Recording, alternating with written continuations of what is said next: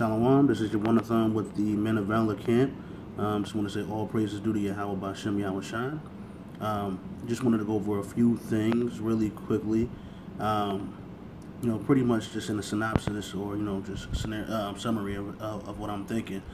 A lot of Jake or, Native American, African American, Negroes or Hispanics or Latinos, they want to build their communities up. They're, trusting the process of the system. They want to see a better life here. They want to be independent. They're trying to figure out a way to make a better life, which is totally understandable. Like, who doesn't want better for themselves? But here's the thing, it's not set up for that to be here in this particular kingdom. And the Lord speaks on that a bit in Deuteronomy. I mean, ultimately, we're gonna, be okay. We'll be all right, and at the end of the day, we won't have to deal with the nonsense or the madness that we're dealing with currently. But initially, this is what the Lord said. It says Deuteronomy chapter 28:48. Therefore, shalt thou serve thine enemies, which the Lord shall send against thee. So, keep in mind, it said the Lord sent against thee, in hunger and in thirst. So, just simple as that. Like, what does that mean? So, in hunger and thirst, you're gonna serve your enemies. That means you have to go to them for that. So, as much as it's dope, to build up your community, uplift everybody, and want a better thing, you still gotta go to your enemy for that stuff. We don't have any distributions companies when it comes down to even music, because that's the easiest way to talk about distribution. We don't own our music because we don't distribute it. We don't own that format. But same thing with the food. So he should send against thee in hunger and in thirst and in nakedness, even clothing, shelter. You still need somebody to back that. Kanye West has he's like a more notable figure at the moment, but he's a person that's making clothes and trying to get into that fashion industry, but he needs Adidas to back him. So we serve our enemies in these things. So even when where we're successful at it, we still have to go to him.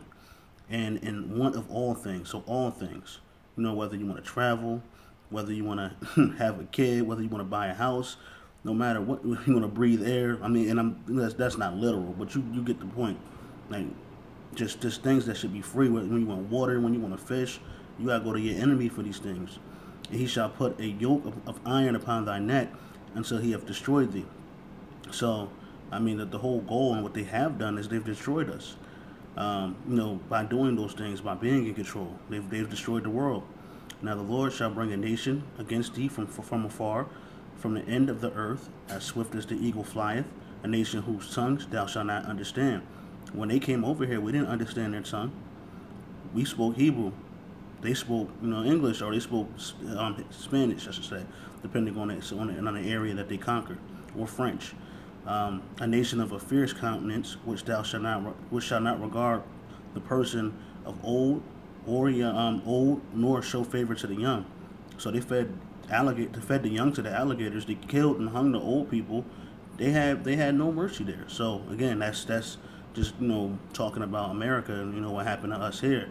So again, just to recap, so we have to go to them for everything. They destroyed us. They showed no favor to anyone. And even a little favor that they showed to the women is still, to vex us, and to build their nation.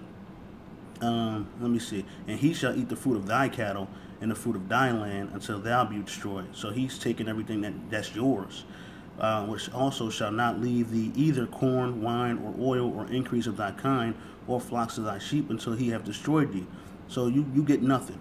I don't know if anybody watched Walking Dead, but how Negan, just come through taking everything from everybody. That's what that is. Like, he's just like, this is mine. Even if it's yours, is mine. And that's how, the white man did us. And he shall besiege thee in all thy gates until thy high and fenced walls come down. I don't think that's necessary at the moment.